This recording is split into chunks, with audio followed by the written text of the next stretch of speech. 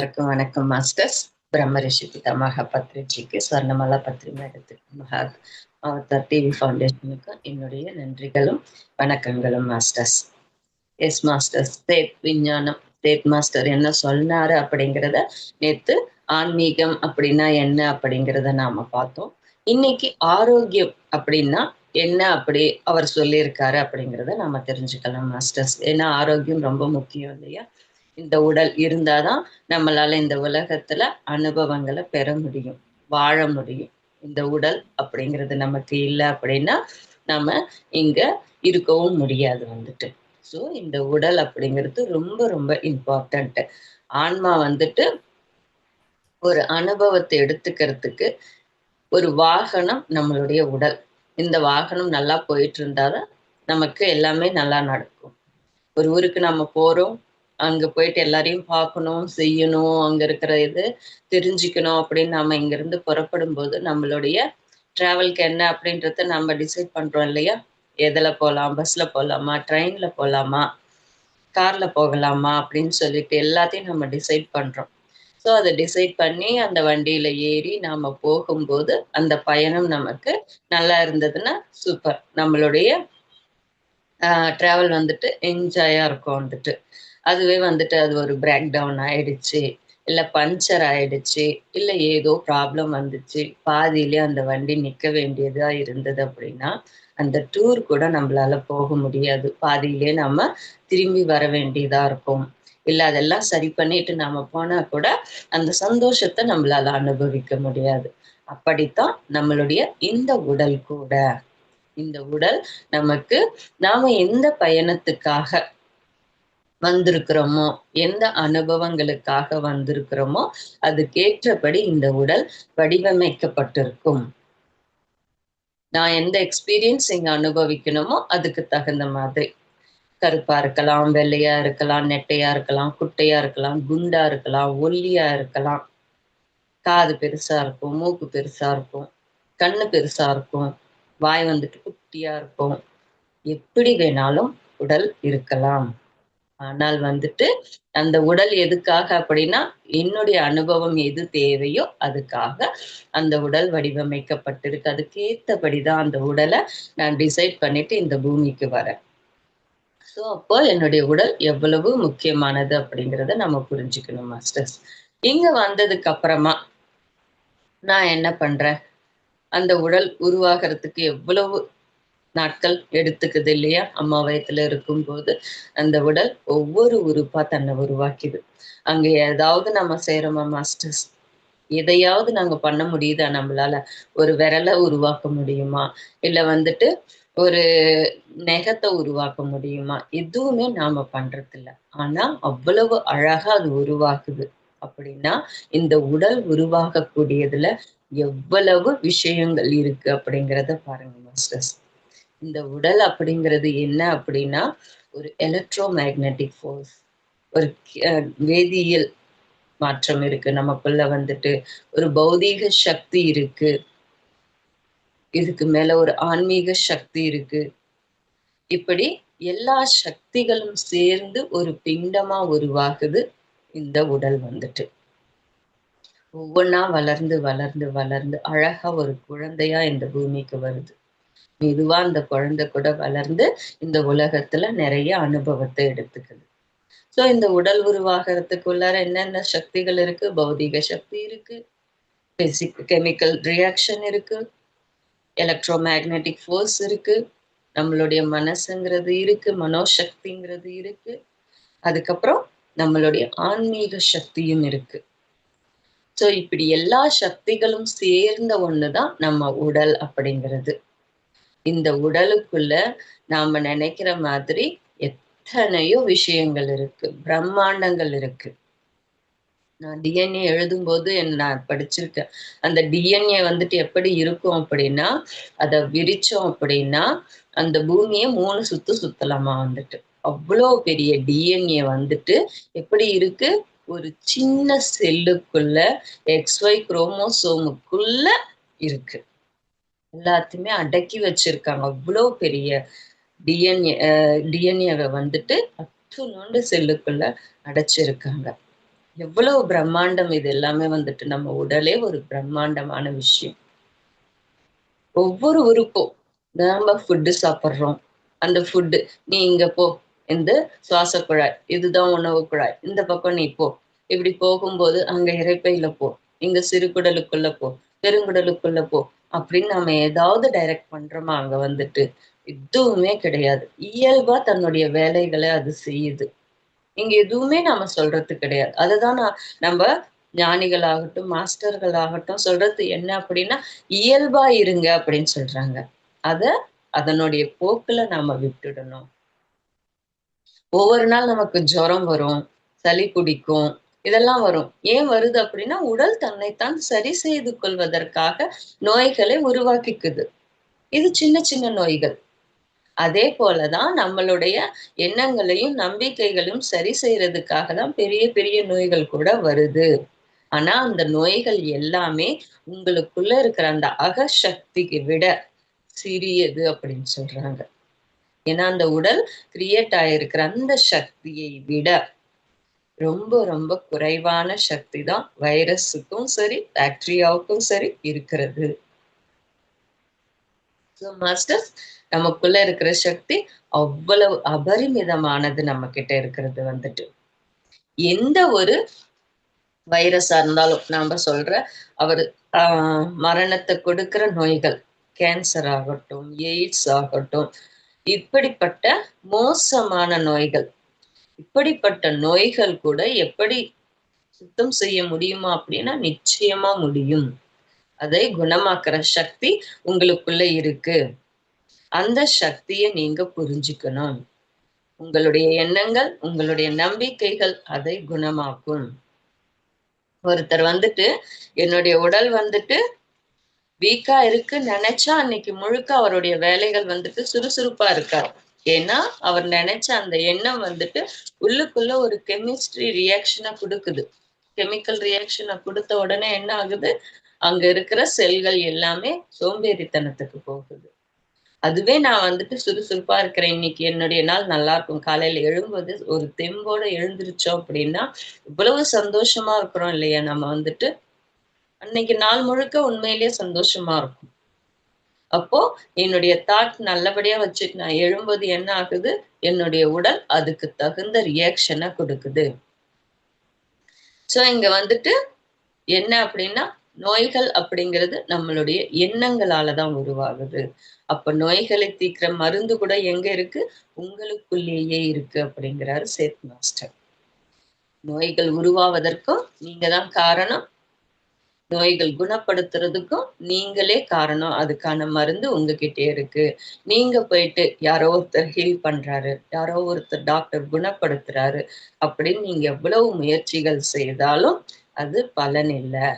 நீங்க உங்களுக்குள்ள இருக்கிற அகசக்தியை, உங்களுடைய ஆன்மாவை நீங்கள் உணரும் போது அது இயல்பாகவே குணமாகிவிடும்.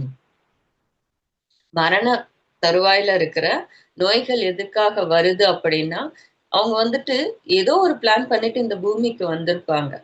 ஆனா இந்த பூமிக்கு வந்ததுக்கு அப்புறமா அந்த விஷயங்கள் எல்லாமே அவங்களுக்கு மறந்து போயிருக்கும். இங்க இருக்கிற சந்தோஷங்கள், இங்க இருக்கிற அழகு அப்படின்னு சொல்லிட்டு இதுக்குள்ள ஒரு மாயைக்குள்ள அவங்க இருக்கிறதால என்ன பண்றாங்க, எந்த பிளானோட வந்தாங்களோ அந்த பிளான்ல இருந்து 180 டிகிரி ஆப்போசிட்ல போயிட்டு இருப்பாங்க. ஸோ அப்ப என்ன பண்ணுது உடல் வந்துட்டு, நீ ஆப்போசிட்ல போயிட்டு இருக்க, கொஞ்சம் உன்னை கவனி அப்படின்னு சொல்லிட்டு தான் கேன்சர் போன்ற வியாதிகள் வருது அப்படின்னு சொல்லியிருக்காங்க மாஸ்டர்ஸ். மரணத்தின் அருகில் இருக்கும் வியாதிகள். அது ரொம்ப கஷ்டமானது.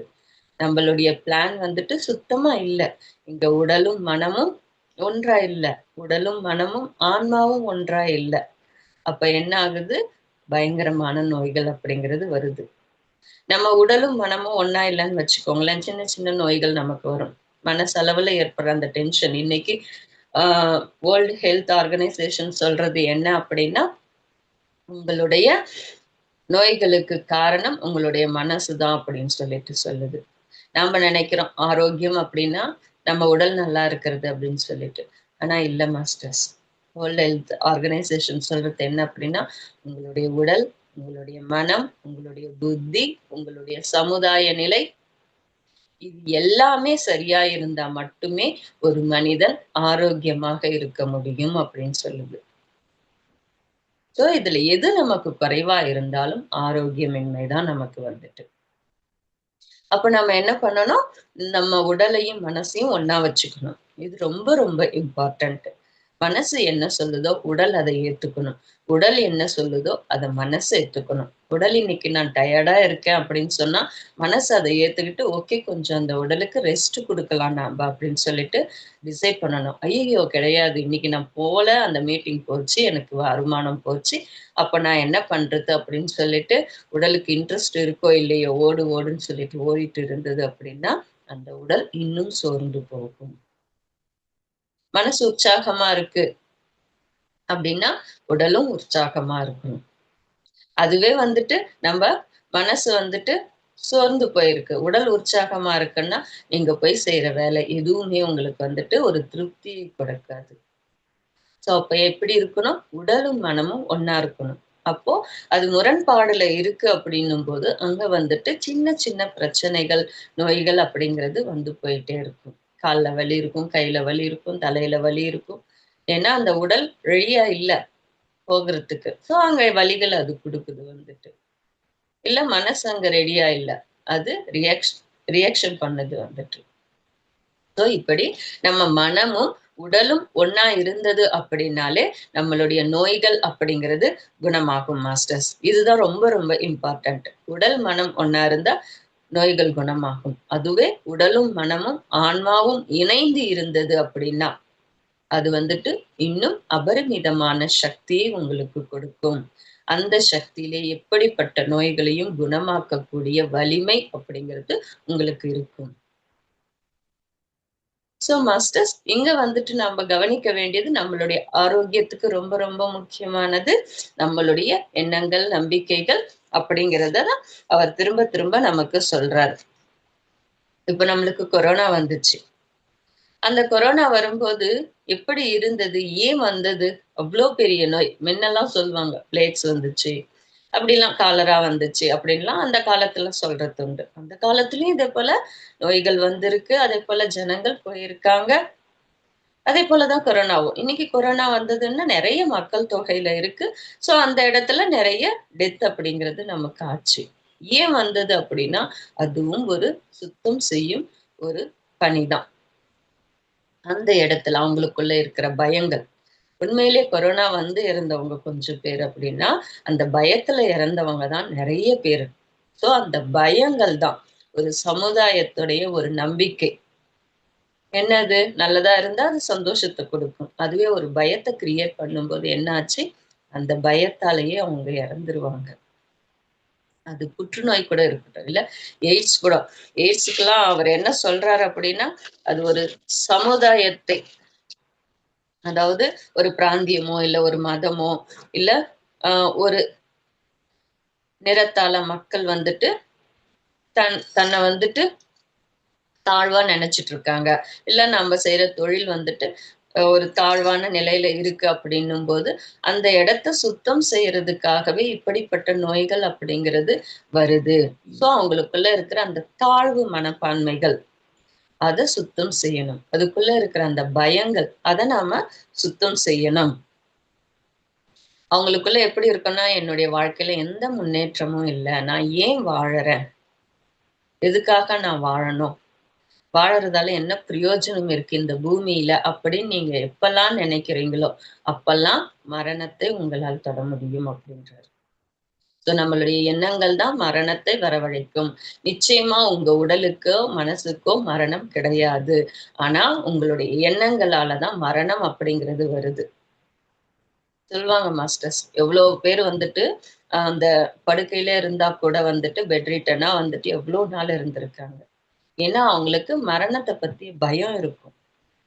நாம என்ன ஆயிடுவோமோ? இல்ல. அதுக்கப்புறம் நான்றதே இல்லாம போயிடுது. அப்ப நான் என்ன ஆயிடுவேனோ அப்படின்ற ஒரு பயம் அவங்களால அந்த உடல விட்டு போக முடியாது. ஸோ அந்த ஞானம், அந்த புரிதல் அப்படிங்கிறது அவங்க இருந்துச்சு. எனக்கு நான் இப்ப இருந்தா இந்த உடல் வந்துட்டு போகுமே தவிர, நாங்கிறது இருக்காது. திரும்பவும் பொறந்து வருவேன். இதே பூமியில நான் திரும்பவும் அனுபவங்களை பெறுவேன் அப்படின்னு ஒருத்தருக்கு அந்த ஞானம் இருந்தது அப்படின்னா, இந்த உலக வாழ்க்கை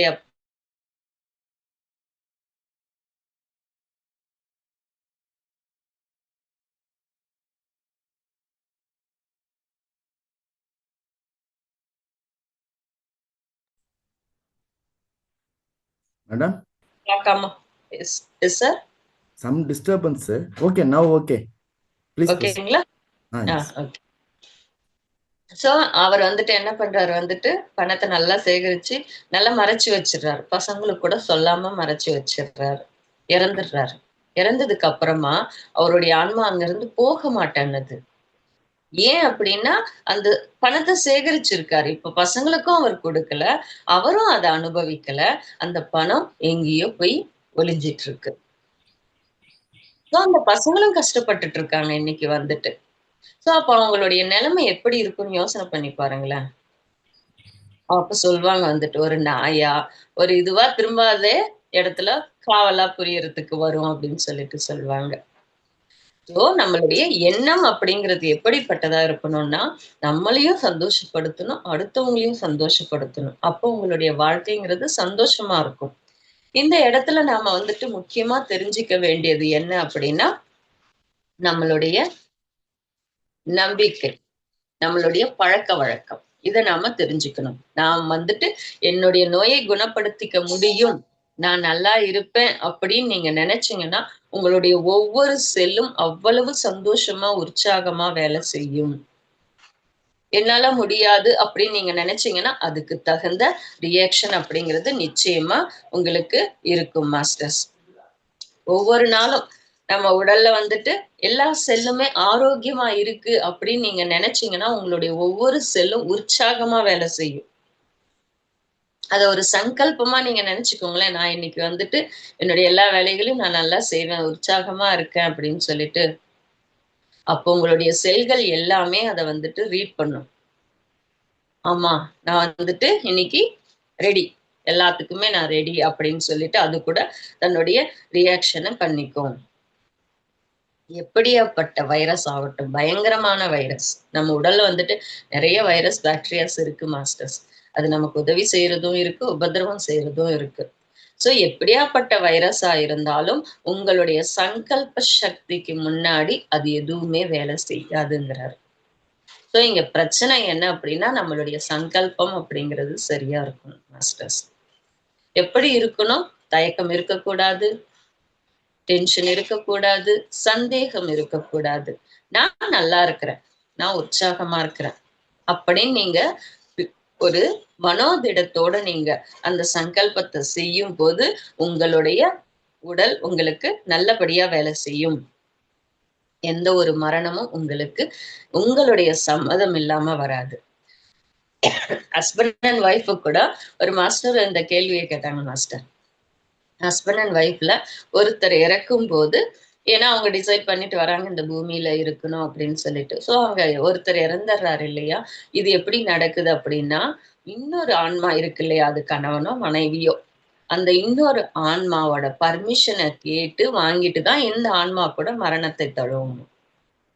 ஸோ அப்படிப்பட்ட உயர்வானது இந்த மரணம் அப்படிங்கிறது கூட. உங்களுடைய சம்மதம் இல்லாம எப்பயுமே உங்ககிட்ட வராது மாஸ்டர்ஸ்.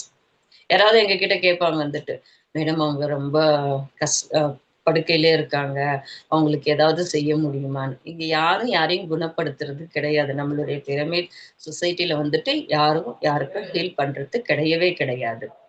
ஸோ அப்போ அவங்க கேட்கும்போது என்ன சொல்லணும் நமக்கு கஷ்டமா இருக்கும். ஏன்னா அவங்க வந்துட்டு ஏதோ ஒரு நம்பிக்கையில நம்ம கிட்ட கேட்குறாங்க. எப்படியாவது அவங்க வந்தா குணப்படுத்த முடியுமான்னு சொல்லிட்டு. ஆனா நாம வந்துட்டு ஒரே வார்த்தை தான் சொல்றோம். ஆனா ஒண்ணு ஒண்ணு சொல்றது உண்டு மாஸ்டர்ஸ். என்ன அப்படின்னா, நிச்சயமா அந்த ஆன்மாவுக்கு எது தேவையோ அது நடக்கும் அப்படின்னு சொல்றது உண்டு. அந்த ஆன்மா வாழணும்னு நினைச்சா கண்டிப்பா வாழலாம். போகணும்னு நினைச்சா போகும். அவ்வளவுதான். அதுக்காக நாம மெடிடேஷன் அங்க உட்காந்துட்டு பண்ணலாமே தவிர, அந்த ஆன்மாவை நிறுத்துறதுக்கோ, இல்ல அந்த ஆன்மாவை அனுப்புறதுக்கோ நம்மளால ஒண்ணுமே செய்ய முடியாது. ஜஸ்ட் நீங்க ரிலாக்ஸா இருங்க அப்படின்னு சொல்லிட்டு நாம தியானம் பண்ணலாம் அங்க உட்காந்துட்டு. மத்தபடி அந்த ஆன்மாவை நிறுத்தவோ, அனுப்பவோ நம்மளுக்கு எந்த ஒரு உரிமையும் கிடையாது. ஸோ மரணம் அப்படிங்கிறது எப்படின்னா அது உங்களுடைய சம்மதத்தோட தான் உங்ககிட்ட வரும். ஆகையால மரணத்தை பத்தி நீங்க பயப்பட தேவையில்லை. மரணத்தை பத்தி நிறைய பயங்கள் இருக்கு மாஸ்டர்ஸ். எதுக்கு எடுத்தாலும் பயம். ஏதாவது ஆயிடுச்சுன்னா, என்னமாவது ஆயிடுச்சுன்னா, வண்டி எடுத்தா பயம், வண்டியில ஆக்சிடென்ட் ஆயிடுமோ அப்படின்னு சொல்லிட்டு பயம். எதுக்கு எடுத்தாலும் பயம். ஏன்னா ஏதோ நடந்துருமோ அப்படின்னு சொல்லிட்டு ஒரு பயம். நிறைய பேருக்கு இந்த இதெல்லாம் பாம்பு கனவுகள்லாம் வருதுன்னா அவங்களுக்குள்ள இருக்கிற அந்த பயங்கள் காரணம் அப்படின்னு சொல்லிட்டு சொல்லுவாங்க. ஸோ அந்த பயத்தின் காரணமாக நாமளே என்ன பண்றோம், மரணத்தை கிட்ட கூப்பிட்டுட்டே இருக்கிறோம். உண்மையிலேயே மரணம் அப்படிங்கிறது உங்களுடைய சம்மதம் இல்லாம எதுவுமே வராது. ஒரு பிறவில ஒருத்தர் நோயை அனுபவிக்கிறாருன்னு வச்சுக்கலாம். அந்த நோய்க்கான காரணத்தை தெரிஞ்சுக்கிறதுக்காக அவர் அந்த நோயை அனுபவிக்கலாம். எல்லாமே வந்துட்டு கர்மா அப்படிங்கிறது கிடையாது. சிலருக்கு வந்துட்டு என்ன அப்படின்னா ஒரு பிறவில ஒரு நோயை அனுபவிச்சுட்டு அந்த நோயோட நல்லது கெட்டது அந்த நோய் இருக்கும்போது நம்மளுடைய உடல் எப்படி இருக்கும், மனசு எப்படி இருக்கு, இது எல்லாத்தையுமே அனுபவமா அவர் தெரிஞ்சுக்கிறாரு. எதுக்கு அப்படின்னா அதுக்கு அடுத்த பிறவியில அந்த நோய்க்கான மருந்தை கண்டுபிடிக்கிறதுக்காக. ஸோ இதுக்காக கூட ஒருத்தர் நோயை கொண்டு வரலாம். எவ்வளவு பெரிய விஷயம் இல்லையா மாஸ்டர்? ஒரு நோய் அப்படிங்கிறது கஷ்டப்பட்டுட்டு இருக்காங்க, எவ்வளவு செஞ்சாலும் அவங்களுக்கு குணமாகல அப்படின்னா அந்த நோயோடைய அவர் இறக்குறாரு அப்படின்னா அதுக்கு காரணம் என்னவா இருக்கலாம், அந்த நோயை பற்றிய புரிதல் தேவைங்கிறதுக்காக அந்த நோயோட ஒரு டிசைட் பண்ணி அவரு தன்னுடைய வாழ்க்கையை தீர்மானிச்சிருக்கலாம். அதுக்கு அடுத்த பிரிவில் அந்த நோய்க்கான மருந்து அவர் கண்டுபிடிக்கிறார். ஏன்னா அதனுடைய அனுபவங்கள் எல்லாம் அவருக்குள்ள இருக்கு. அப்ப என்ன பண்றாரு, அந்த மருந்து அவர் கண்டுபிடிக்கும் போது அது சக்சஸா இருக்கும். ஸோ அதுக்காக கூட நோய்களை சிலர் கொண்டு வரலாம் மாஸ்டர்ஸ். எப்படியாப்பட்ட அதாவது சொல்லுவோம் இல்லையா, ஜீன். அதாவது அப்பாவுக்கு சுகர் இருந்தது, அம்மாவுக்கு சுகர் இருந்தது, எனக்கு வந்துருச்சு. பிபி இருந்தது, எனக்கு வந்துருச்சு அப்படின்னு சொல்லிட்டு சொல்றோம் இல்லையா, இதெல்லாம் கிடையாது. இதுவும் உங்களுடைய எண்ணம் தான் காரணம் அப்படிங்கிற ஸ்மித் மாஸ்டர்ஸ். நிச்சயமா வர வேண்டிய அவசியம் கிடையாது. ஒரு அப்பாவுக்கு பிறந்த குழந்தைகள்ல வந்துட்டு ஒரு 4 பேர் இருக்காங்கன்னா 4 பேருக்குமே சுகர் வருதா அப்படின்னா அது ரொம்ப ரேர் தான் மாஸ்டர்ஸ். ஒருத்தருக்கு வரலாம், ஒருத்தருக்கு வராமல் போகலாம். ஸோ அதுக்கு ஒருத்தருக்கு வருது, ஒருத்தருக்கு வரலன்னா என்ன காரணம்? அப்ப அவங்க குழந்தைங்க தானே 4 பேருமே வந்துட்டு. ஏன் ஒருத்தருக்கு வருது, ஏன் இன்னொருத்தருக்கு வரல? அப்போ ஜீன் காரணம் கிடையாது. என் அப்பா சேர்த்து வச்சது எல்லாமே எனக்கு வரணும் அப்படிங்கிற எண்ணம் தான் மாஸ்டர் காரணம். அவர்கிட்ட இருக்கிறது எல்லாமே எனக்கு வரணும் வரணும்னும் போது அவர்கிட்ட இருக்கிறது எல்லாமே வரும் நமக்கு வந்துட்டு. அது நோயாவும் இருக்கலாம், பணமாவும் இருக்கலாம் இல்லையா? ஸோ நம்மளுடைய எண்ணம் தான். மரபணுவால வந்தது, ஒரு ஜீன் தான் இதுக்கு காரணம், மூதாதையர்கள் கிட்ட இருந்து வந்துச்சு அப்படின்னு சொல்ற நோய்கள் எதுவுமே கிடையாது. அதுவும் உங்களுடைய எண்ணத்தின் காரணம் தான். அந்த எண்ண அலைகள் தான் உங்களுக்கு அந்த நோயை உருவாக்குது. ஸோ உங்களுடைய மனதை நீங்க ஒருமுகப்படுத்தி உங்களுடைய எண்ணங்களை, உங்களுடைய சங்கல்ப சக்தியை உங்களுக்கு சரியா அமையும் போது அப்ப என்ன ஆகும்னா ஒரு ரசாயன மாற்றம் ஏற்படும். இந்த உடலுக்கு எதெல்லாம் தேவையோ அந்த ரசாயன மாற்றங்கள், விட்டமின்ஸ் தேவையா கிரியேட் ஆகும்.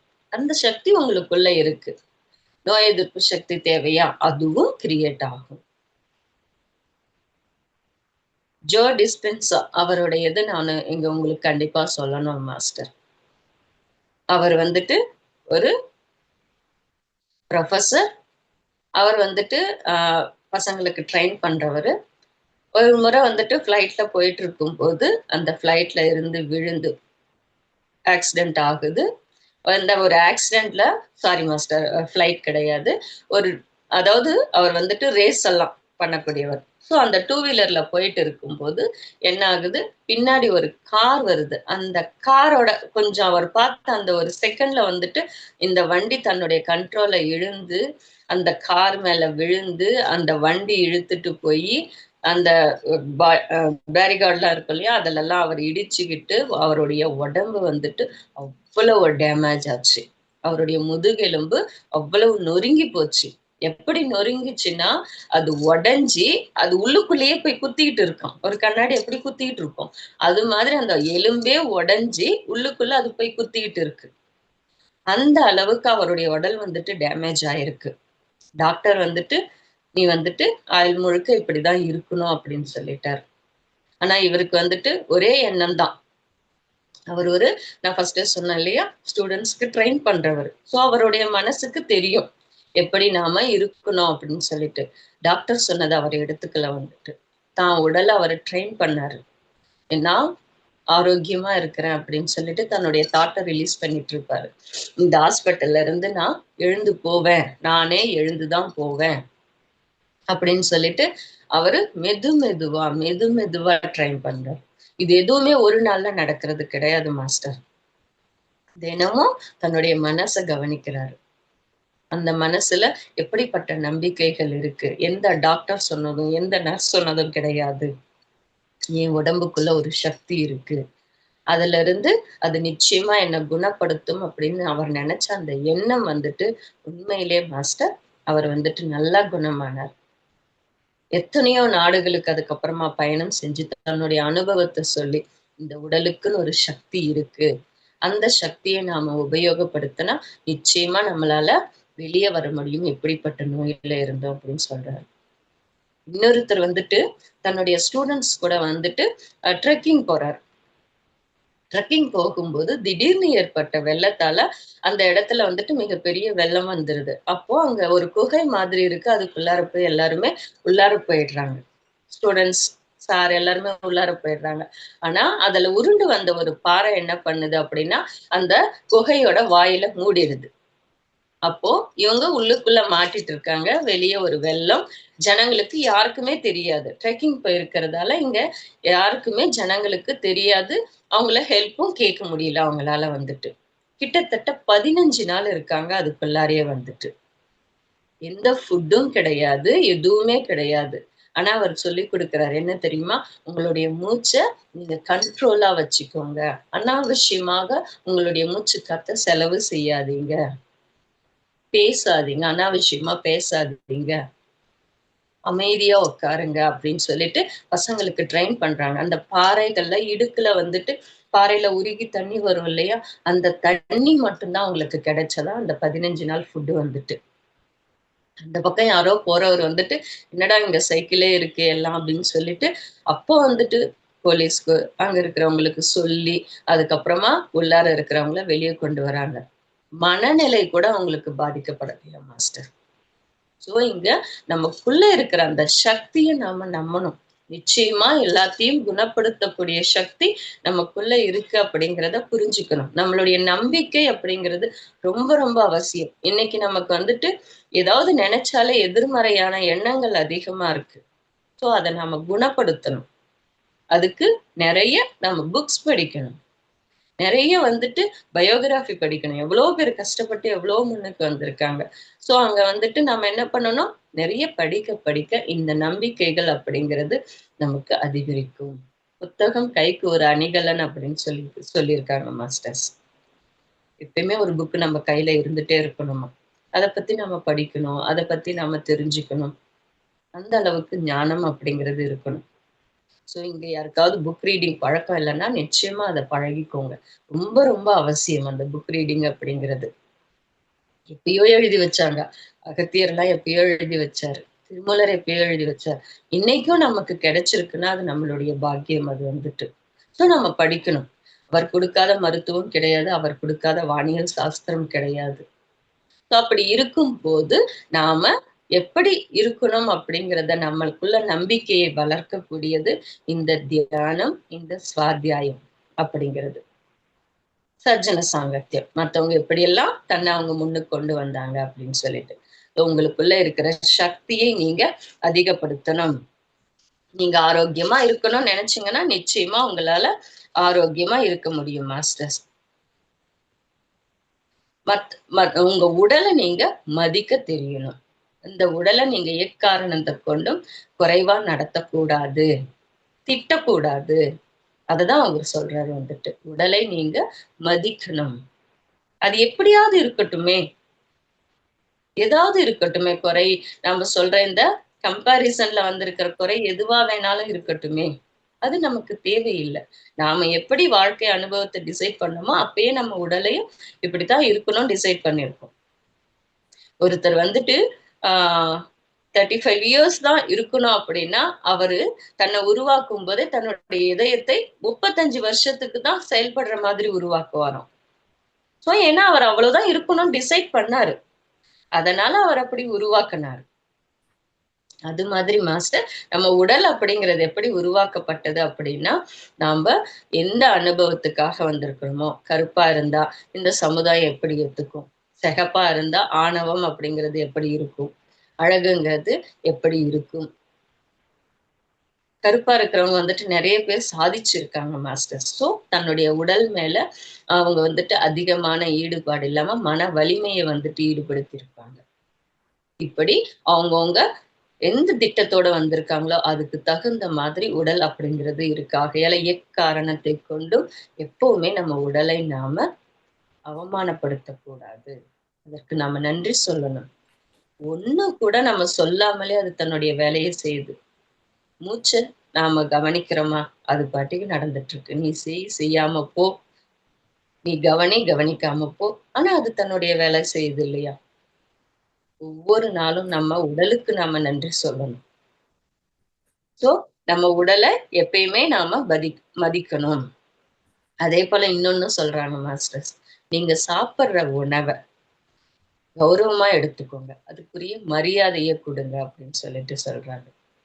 நீ ஏதாவது சாப்பிடு, ஒரு பீஸா சாப்பிட்றேன், பர்கர் சாப்பிட்றேன், இல்ல ஏதோ ஒண்ணு டின்னுல அடைச்ச ஒரு உணவை சாப்பிட்றேன், ஏதாவது சாப்பிடு. ஆனா நீ சாப்பிடுற சாப்பாட்டுக்கு நன்றியோட இரு, அதை நீ மதிச்சு சாப்பாடு. ஒரே வாய் உணவு உங்களுக்கு கிடைச்சாலும் அந்த உணவுக்கான கௌரவத்தை நீங்க கொடுத்துட்டு சாப்பிட்டீங்கன்னா அது உங்களுக்குள்ள மிகப்பெரிய மாற்றத்தை கொடுக்கும் அப்படிங்கிறார். ஆனா இன்னைக்கு வந்துட்டு மாஸ்டர் எப்படி இருக்குன்னா, இது சாப்பிடக்கூடாது, அது கோதுமை சாப்பிடக்கூடாது, அதுக்கப்புறம் கோதுமை சாப்பிடணும், உப்பு அயோடின் இருக்கிறத யூஸ் பண்ணக்கூடாது, திரும்ப வந்துட்டு அயோடின் இருக்கிறத யூஸ் பண்ணணும். எவ்வளவு விஷயங்கள். சிறுதானியங்கள் அப்ப யூஸ் பண்ணோம், அரிசி யூஸ் பண்ணோம், அதுக்கப்புறம் அரிசியாலதான் சுகர் வருது அப்படின்னு சொல்லிட்டு அரிசியை யூஸ் பண்ணல. இப்ப திரும்ப அவங்கவுங்க ஏரியாவில எது விளையுதோ அதுதான் அவங்கவுங்களுக்கான மருந்து, திரும்பவும் அரிசி சாப்பிடுங்க. இப்படி நிறைய வந்துட்டு அவங்கவுங்களுக்கு தெரிஞ்ச விஷயங்களை அவங்கவுங்க சொல்லிட்டு இருக்காங்க. சோ அது எதையுமே நாம யோசிக்க தேவையில்லை. எங்களுக்கு தெரிஞ்ச ஒருத்தர் வந்துட்டு அந்த ஃபுட்டு மேல அவர் காட்டுற அந்த இன்ட்ரெஸ்ட் வந்துட்டு, கடவுளே உண்மையிலேயே ஏன் இவர் இப்படி இருக்காருன்னு தோணும் எனக்கு வந்துட்டு. இது சாப்பிடக்கூடாது, அது சாப்பிடக்கூடாது, இதைதான் சாப்பிடணும், இதைதான் செய்யணும் அப்படின்னு சொல்லிட்டு அவ்வளவு கண்டிஷன் போட்டுட்டு இருப்பாரு அந்த ஃபுட்டுக்கு. ஆனா அவருக்கு வந்துட்டு நிறைய பிரச்சனைகளும் இருக்கு, உடல் பிரச்சனைகள் அப்படிங்கிறது இருக்கு. சோ அவங்க இவ்வளவு பார்த்து பார்த்து சாப்பிட்டு கூட ஏன் அவங்களுக்கு அந்த பிரச்சனைகள் வருது அப்படின்னா, அவங்க அந்த ஃபுட்டுக்கு அவளுங்க கவனிக்கிறதா நினைச்சு அந்த சாப்பிடுற ஃபுட்டை வந்துட்டு குறை சொல்லிட்டு இருக்காங்க. அவங்க என்ன நினைக்கிறாங்கன்னா, நான் பார்த்து பார்த்து சாப்பிடுறேன், நான் இதைதான் சாப்பிடணும், அதைதான் சாப்பிடணும்னு சொல்லிட்டு சாப்பிடும் போதெல்லாம் நினைச்சு நினைச்சு சாப்பிடறதால சாப்பிடுற உணவை வந்துட்டு அவங்க மதிக்கல. அதுதான் மாஸ்டர் உண்மை. உணவு அப்படிங்கிறத நம்ம மதிக்கணும். ஒரு வாய் சோறா இருந்தாலும் அதை வந்துட்டு நாம மதிச்சு அதுக்கு நன்றி சொல்லி சாப்பிடும்போது அது உங்களுக்குள்ள மிகப்பெரிய மாற்றத்தை கொடுக்கும் அப்படின்னு சொல்லிட்டு சொல்றாங்க. ஸோ ஃபுட் அப்படிங்கிறது ரொம்ப ரொம்ப இம்பார்ட்டன்ட் மாஸ்டர். அதுக்காக தான் நமக்கு பத்ரி சார் கூட என்ன சொன்னாரு, நான்வெஜ் சாப்பிடக்கூடாதுன்னாரு. ஏன்னா நம்ம உடல் எப்படி நமக்கு முக்கியமோ அது போல இந்த பூமியில பிறந்த ஒவ்வொரு உயிருக்கும் அதனுடைய உடல் அப்படிங்கிறது முக்கியம். அதனுடைய வாழ்க்கை அப்படிங்கிறது ரொம்ப முக்கியம். மனுஷங்களா இருக்கிறவங்களுடைய வாழ்க்கையிலேயே நம்ம தலையிடக்கூடாது அப்படின்னு சொன்ன பத்ரி சார் விலங்குகளை கொன்னு சாப்பிடறத எப்படி ஏத்துப்பாங்க? இது பத்ரி சார் கிடையாது, நிறைய ஞானிகள் மகான்கள் எல்லாமே சொல்லியிருக்காங்க. ஆனா சார் அதை வந்துட்டு ரொம்ப இம்பார்ட்டண்டா சொன்னாரு. சோ மாஸ்டர்ஸ், நம்மளுடைய இந்த உடல் அப்படிங்கிறது, உணவு அப்படிங்கிறது மிகவும் மரியாதையோடைய நடத்தப்படணும். உங்க மூளையில ஒரு கட்டி இருக்கு, ஒரு எக்ஸாம்பிளா அவர் சொல்றாரு, உங்க மூளையில ஒரு கட்டி இருக்குன்னு வச்சுக்கோங்களேன். அந்த கட்டி நீங்க தியானம் பண்ணும் போது அமைதியா உட்காந்துட்டு அந்த கட்டி இருக்கிற இடத்துல வந்துட்டு ஒரு விதமான எனர்ஜி கிரியேட் ஆகி ஒரு புகை மாதிரியோ இல்ல வந்துட்டு ஒரு ஒளி மாதிரியோ அதுக்குள்ளார போயிட்டு அது மெதுவா கரையுது அப்படின்னு சொல்லிட்டு ஸ்லோவா நீங்க பிராக்டிஸ் பண்ணுங்க. ஒவ்வொரு நாளும் அதை நீங்க பிராக்டிஸ் பண்ணீங்கன்னா மூளையில இருக்கிற கட்டி கூட கரைஞ்சு போயிடும் அப்படின்னு சொல்றாங்க. எவ்வளவு பெரிய விஷயம் பாருங்க மாஸ்டர்ஸ். மூளையில கட்டிங்கிறது அவ்வளவு ஆபத்தானது. ஸோ அதை நாம வந்துட்டு கரைக்க முடியும் உங்களுடைய எண்ணங்களின் வலிமையால அப்படின்னு சொல்லிட்டு சொல்றாங்க மாஸ்டர். எப்படிப்பட்ட நோய்களா இருந்தாலும் உங்களால அதை குணப்படுத்த முடியும் அப்படிங்கிறது தான் மாஸ்டர் இங்க ரொம்ப ரொம்ப முக்கியமான விஷயம். ஸோ இதுல வந்துட்டு நம்ம தினமும் நான் ஆரோக்கியமா இருக்கிறேன், என்னுடைய உடல் ரொம்ப சந்தோஷமா உற்சாகமா இருக்கு, என்னுடைய செல்கள் எல்லாமே சுறுசுறுப்பா வேலை செய்யுது அப்படின்னு சொல்லிட்டு உங்களுடைய தாட்டோட ரிலீஸ் பண்ணுங்க. ஒவ்வொரு நாளையும் உங்க உடல் உங்களுக்கு ஆரோக்கியமா இருக்கும். Thank you master. Thank you sir.